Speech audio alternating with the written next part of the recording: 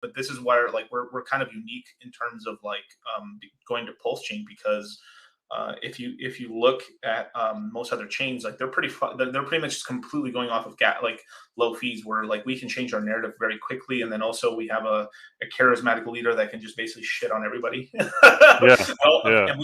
And I haven't heard too many people say this, other than maybe like me and if I can remember the name of who said it. I think maybe Wales may have said this as well, where like basically we can copy pasta anything Ethereum does correct, and then and then we can add upgrades that Ethereum won't add because they're too chicken shit to do them, basically.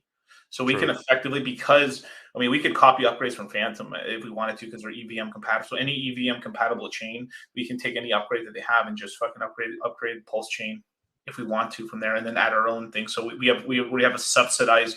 We have subsidized research teams. Basically, everyone's subsidizing our upgrades, basically. So Yeah. it's pretty cool. And then two, if Ethereum does something pretty stupid, like do an upgrade that we think is kind of dumb, then we just don't do it, and we Yeah, stay we can just awesome. omit it. Yeah. So we're much more nimbler as a chain compared to anyone else.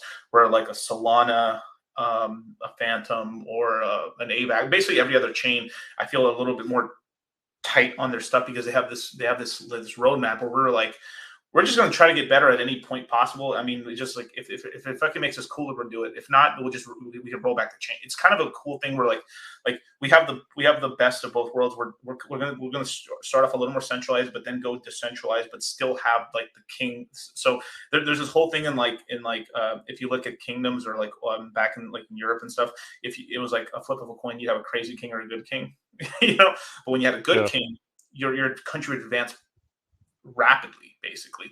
And then if we have a shitty king, your country would go to shit, basically. So because we have what's called Richard here, we have a good king, so we do have sort of the benefits of having like a monarchy in a way, where because Richard's a good king, he's able to do upgrades correctly to us.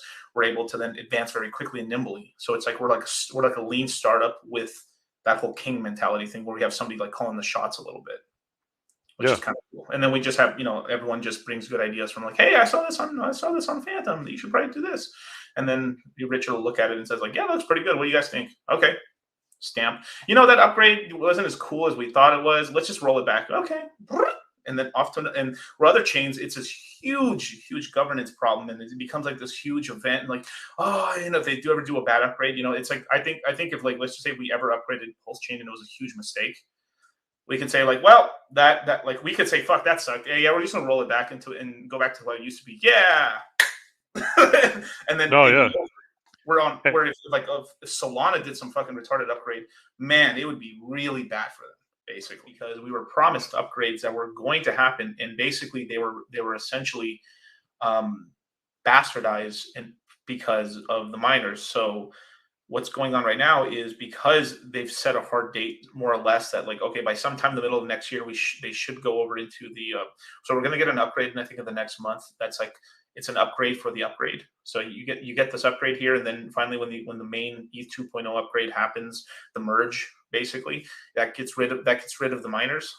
And then now Ethereum actually becomes deflationary, but that doesn't actually get rid of the gas fee problem, right?